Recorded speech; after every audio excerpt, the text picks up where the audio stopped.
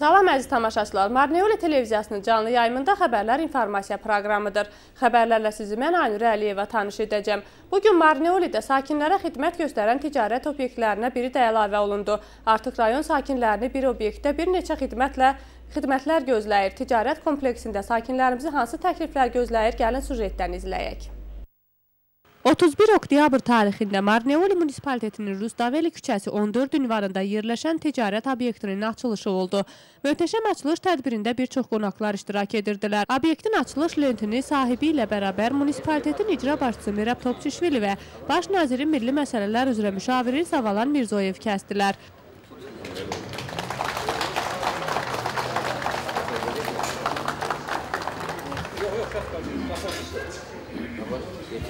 Ama getiriyor boş önü peki.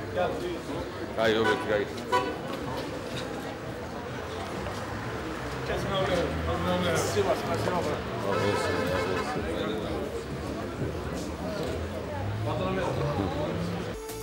Sonra qonaqlar obyekti nəzərdən keçirdilər. Şirin süfrədəki təamlardan daddılar. Şirniyyatlara açılış tortu da əlavə olundu.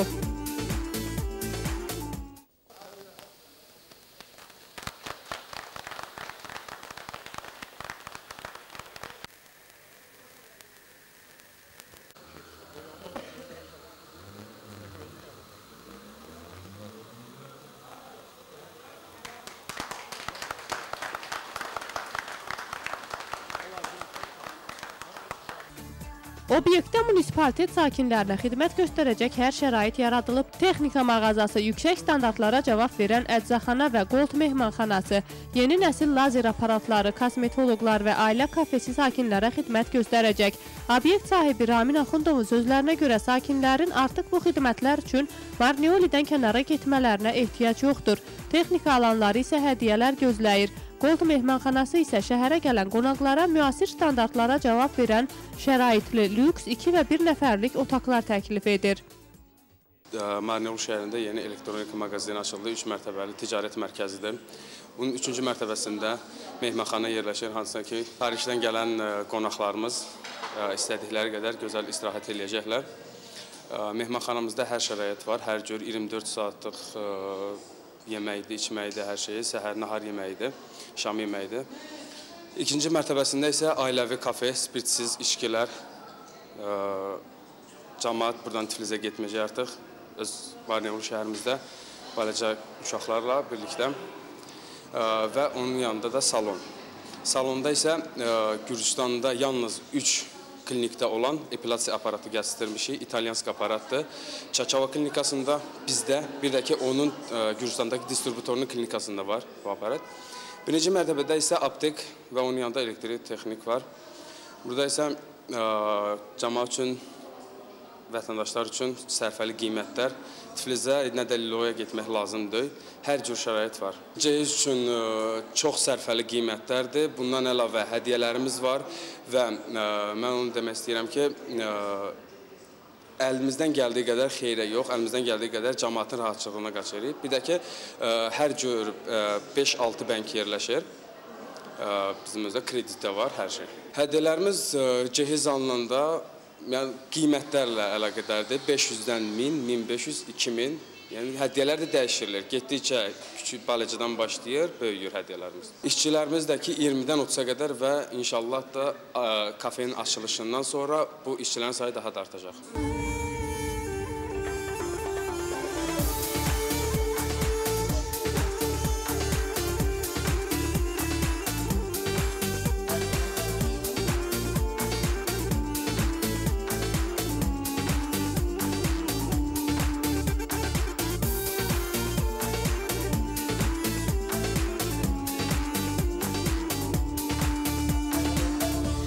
Tədbirə qatılan qonaqlar öz təbriklərini də çatdırdılar. İcra başçısı və baş nazirin müşaviri qeyd edir ki, bu növ obyektlərin açılışı Marneolidə biznesin inkişafına səbəb olacaq.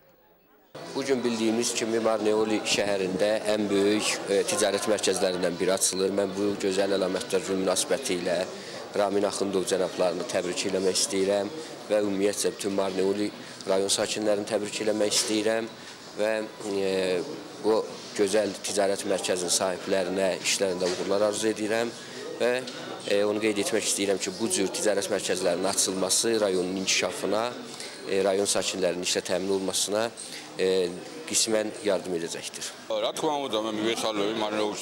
Mən Marneolidə biznesin inkişafını alqışlayıram. İlk növbədə mən obyektin sahiblərini təbrik edirəm və onlara uğurlar arzulayıram. Düşünürəm ki, bu hamı üçün müsbətdir. Artıq burada işçilər də var. Sakinlərin işlə təmin olunması da bizim üçün vacibdir. Munisipalitet tərəfindən biz də çalışacağıq ki, biznesin inkişafı üçün əlimizdən gələni edək. Bu obyektdə isə mükəmməl mehmanxana fəaliyyətə başlayır. Nəzərdən keçirdim. Şəhərimizə gələn qonaqlar bura gələ bilərlər. Mağazada bir çox seçimlər var. Əczaxana da rayonumuz üçün əladır. Açılış tədbirində Elə Texnika mağazasının ilk alıcıları hədiyyələr də əldə etdilər. Sona xanım hədiyyələrə görə öz təşəkkürünü bildirdi. Anamla gəlmişik. Paltar yuyan maşını, elektrik sobası aldıq və hədiyyə olaraq fen ütü verdilər. Hədiyyələrə görə təşəkkür edirəm. Çox sağ olsunlar, çox sevinirik.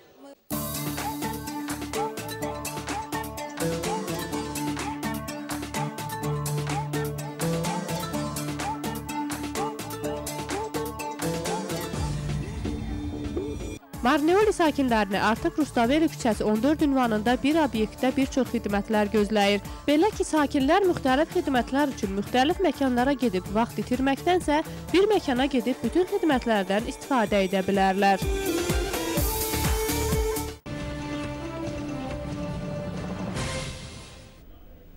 Oktyabrın 30-da Marneoli munisipalitetinin Şaumyan kəndinin Qaçqınlar yaşayan qəsəbəsinə Qaçqınlar naziri Sozar Subari gəldi. Nazir 212 ailənin problemi ilə tanış oldu. Yerlilərin bildirdiyinə görə onların içməli və suvarma suyu, yaşayış sahəsi ilə bağlı problemləri var.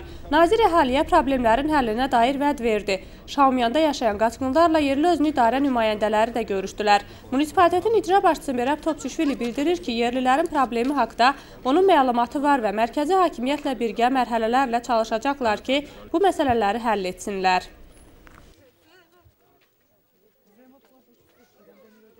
Çox kiçik sahədə yaşayırıq. Bir otaqlı evdir və 6 nəfər orada yaşayırıq. Yağış yağanda da ev nəm olur. Orada yaşamaq çox çətindir. Gürcüstanın ümumi əhalisi ilə müqayisədə burada kasıblıq səviyyəsindən 2 dəfə aşağı vəziyyətdə insanlar yaşayır. Bütün yaşayış məntəqələrinə gedirik. Bir müddət sonra getmədiyim məntəqə olmayacaq. İndi olduğumuz məkan 2 hissəyə bölünür. Onlardan bir hissənin qaçqın olduqlarına görə torpaq sahələri yoxdur və heç nə əkə bilmirlər. Yalnız dövlətin dəstəyi ilə yaşayırlar. Ona görə də vəziyyət çətindir. Nazirlik bu problemlərin həlli üçün aktiv çalışır. Mən yerli əhalinin problemini çox yaxşı bilirəm. Sadəcə bugün Qaçqınlar Nazirliyinin nümayəndələri, eləcə də nazir cənab Sozar Subari, yerli özünü idarə nümayəndələri düşündük ki, birgə əhali ilə görüşək. Onların problemlərini müzakirə edirik və həllində onlara yardım göstərməyə çalışacağıq. Öz tərəfimizdən biz əlimizdən gələni edəcəyik.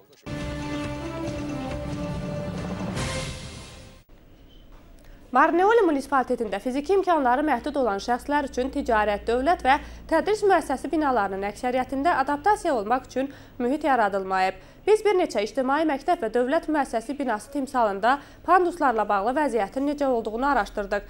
Sujetdən eləcə də görəcəksiniz ki, yerli hakimiyyətin bu faktla bağlı hansı planları var və qeyri-hökumət sektoru bu haqda nə düşünür? Gəlin izləyək.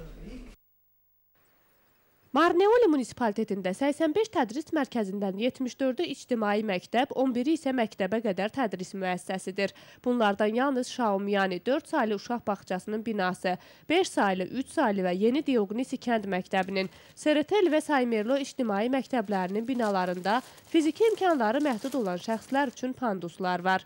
Qeyd olunan məsələ ilə bağlı biz Dioqnisi kənd ictimai məktəbinə, 5 saylı uşaq bağçasına getdik və vəziyyətlə yerində tanış olduq. 4-5 il pandus olmayan köhnə məktəbə uşağımı aparırdım. Təbii ki, uşağı qucağımda sinifə aparmalı olurdum və tənəffüsdə bayıra çıxarırdım. Çox pis şərait idi. İndi yeni məktəb tikiləcək. Mən layihəni görməmişəm, amma deyilənə görə 2 mərtəbəli məktəb olmalıdır. Ümid edirəm ki, pandusların olmasını nəzərə alacaqlar. Bu məktəb 1 mərtəbəlidir və gətirib aparmaq müqayisədə mənə asan olur. Bu bağça 1965-ci ildən fəaliyyətdədir. Heç vaxt burada pandus olmayıb. Çox sağ olsun cənab Merab Topçuşvili bağçamızı bu il təmir etdirdi və pandus da düzəldilib. Fiziki imkanları məhdud olan uşaqlar üçün bu vacibdir. Gürcüstan hakimiyyəti 2014-2016-cı illər üçün fiziki imkanları məhdud olan şəxslərin bərabər imkanlarının təminatı üçün dövlət planını təsdiqləyib. Plana əsasən xüsusi tədris ehtiyacları olan şəxslərin ehtiyaclarının davamlı analizi olmalıdır və eləcə də onlar lazımi tədris infrastruktur resursları ilə təmin olunmalıdırlar. Bu mərhələdə isə Gürcüstan asosiallaşma sazişinə əsasən inklüziv təhsillə bağlı öz üzərinə yeni öhdəliklər götürüb. Buna baxmayaraq Marneolidə necə ki tədris, eləcə də dövlət müəssisəsi binalarında hələ ki həmin şəxslər üçün panduslar yoxdur. Marneoli Munisipaliteti İcra Hakimiyyəti binasında və Marneoli Mədəniyyət Evinin binasında pandusların təmirini planlaşdırırıq. Qaydaya əsasən bu haqda qərar var və bütün ticarət obyektlərində olmalıdır. Bizim məktəbdə fiziki imkanları məhdud olan şagird yoxdur. Ona görə də pandusların təmir olunması üçün Nazirliyə müraciət etməmişik. Ancaq belə şagirdlərimiz olarsa öz qüvvəmizlə də bunu düzəltmək problem deyil. Fiziki imkanları məhdud olan uşaqların bağçamıza müraciəti olmayıb. Bəlkə də bu səbəbdən yoxdur. Ancaq bu yaxında mən treninqdə idim və inklüziv təhsil haqda çox şey öyrəndim. Düşünürəm ki, pandus olmalıdır. Qeyd olunan mövzu ilə əlaqədar Marneolidə Demokrat Qadınlar İttifaqı Marneoli Munisipalitetində inklüziv təhsil adlı layihə həyata keçirdi. Biz layihənin direktoru ilə söhbətləşdik. O qeyd edir ki, inklüziv təhsillə bağlı infrastruktur layihələri əlverişsiz vəziyyətdədir. Fiziki imkanları məhdud olan uşaqların sosial inteqrasiyası üçün inkişaf olmalıdır. Bu inkişaf məktəblərdən və ilk öncə uşaq bağçalarından başlamalıdır. Biz yerli özünü idarəyə pandusların düzəldilməsi haqda təşəbbüs irəli sürmüşük. Sujetdən də göründüyü kimi Marneolidə tədris müəssisələrinin əksər hissəsi və dövlət binaları fiziki imkanları məhdud olan şəxslərin adaptasiya olması üçün şərait yaratmayıblar. Fiziki imkanları məhdud olan şəxslər haqda Gürcüstan qanunu isə nəzərdə tutur ki, onların tam hüquqlu yaşayışı və ictimaiyyətdə iqtisadi və ya siyasi proseslərə qoşulması üçün əlverişli şəraitlər yaradılmalıdır.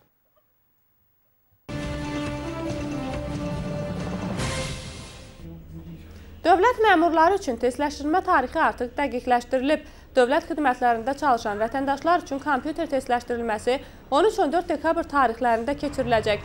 Spesifik regionlarda yaşayan qeyri-gürcü dilli vətəndaşların isə testləşdirməni istədikləri dildə keçmə imkanları var.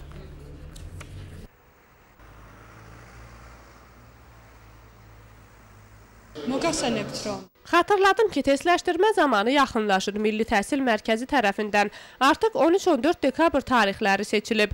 Resurs mərkəzin bazasından istifadə olunacaq bir neçə məktəb testləşdirmənin keçirilməsi üçün seçiləcək. Testləşdirmə kompüter qaydaları ilə aparılacaq.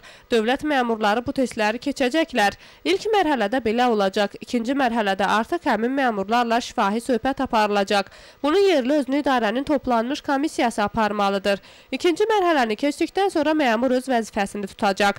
Qeyd edim ki, istisna hallar da var. Baxmayaraq ki, Gürcüstan konstitusiyasına əsasən dövlət məmurunun gürcü dilini bilməsi vacibdir. Bu halda çox millətli rayonlarda istisnaya yol verilib. Hər bir məmurun istədiyi dili seçmək imkanı var. Azərbaycan, rus və ya gürcü dilində hansını istəsələr, yerindəcə seçib testləşdirməni keçə bilərlər.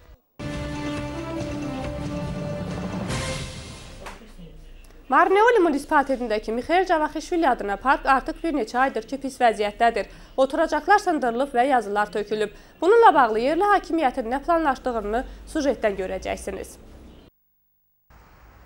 Marneolidəki Mixail Cavaxişvili adına park xarab olub. Parkdakı oturacaqlar sındırılıb, divara vurulmuş hərflər isə tökülüb. Marneolilərin sözlərinə görə oxşar faktları aradan qaldırmaq üçün müvafiq orqanlar cərimələr təyin etməlidir. Bizim park zibirlənib, oturacaqlar da sındırılıb. Bu yetərli deyilmiş kimi hərfləri də söküblər. Marneoli üçün bu çox pisdir, çünki əyləşib dincəlmək üçün məkanlarımız elə də çox deyil. Mən hamını, eləcə də gəncləri çağırıram ki, parkı zibirləməsinlər. Parkı çox pis günə salıblar. Park bizim uşaqlara çox lazımdır. Otmaq yerləri yoxdur, stolları qırıblar. Marneoli Munisipalitetinin icra hakimiyyətində mövzu ilə bağlı müsahibə verdilər. İcra başçısının müavininin sözlərinə görə müvafiq faktları öyrənmək Marneoli nəzarət xidmətinə tapşırılıb. Parkın reabilitasiyası ilə bağlı isə layihə hazırdır və işlər 2015-ci ildən başlayacaq. Cavaxişvili parkı ilə bağlı məlumatım var. Oturacaqlar və hərflər xarab olub. Bu məsələ öyrənilməlidir. Nəzarət xidmətinə tapşırıq vermişəm. Gedib vəziyyəti yerində öyrənəcəklər. Bundan sonra reaksiya göstərəcəyik. Gələn ilin büdcəsində bu parkın reabilitasiyasını mütləq nəzərdə tutmuşuq. Məbləğ yerli büdcədən ayrılacaq. İstəyirik ki, 2015-ci ildə bu park təmir olunsun.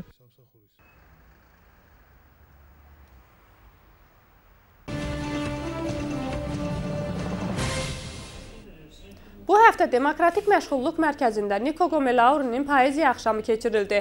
Milli azlıq nümayəndələri olan şagirdlər şairin şeirlərini söylədilər. Axşamda xüsusi qonaqlar da iştirak edirdilər. Ətraflı reportajdan izləyək.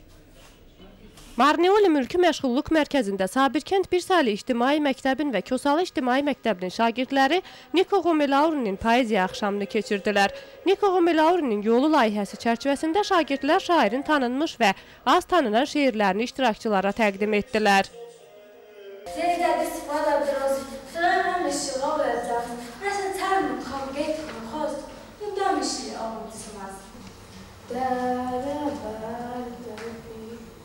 როგორ ვიფიქრებდი ასაგორდები, როგორ ვიფიქრებდი ასაბარდები, ცხოვრება ჩოქურთი, გავცვით ეკორდები, თვალები დაგვრუჩე, გავსვი კარტები. მოვიდა, მაგრამ ხომ მოხდა, არც გრძნობაზე ხაზის გადასმა, arც თუ გახაზა, იმაზე Biz bugün Niko Qomelaurinin poeziya axşamını keçiririk. Bu bizim üçün çox vacib və xoş tədbir idi.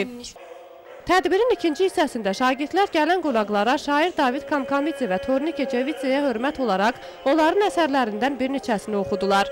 Şair David Kamkamidze tədbiri qiymətləndirdi, öz şeirlərindən oxudu və tədbir iştirakçılarına hədiyyə olaraq diplomlar verdi.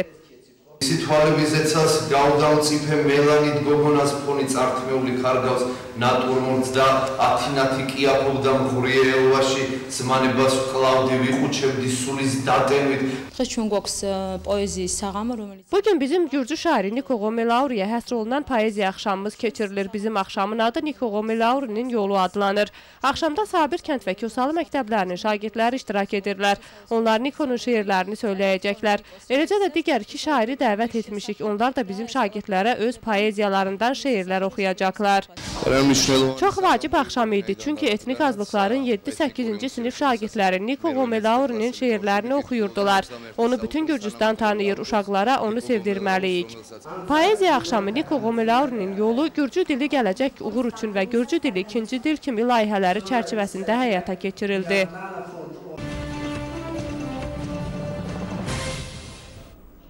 Bu həftəyə olan xəbərlərimiz bu qədər əziz tamaşaçılar. Bu mənim təqdimatımda olan son xəbərlər idi.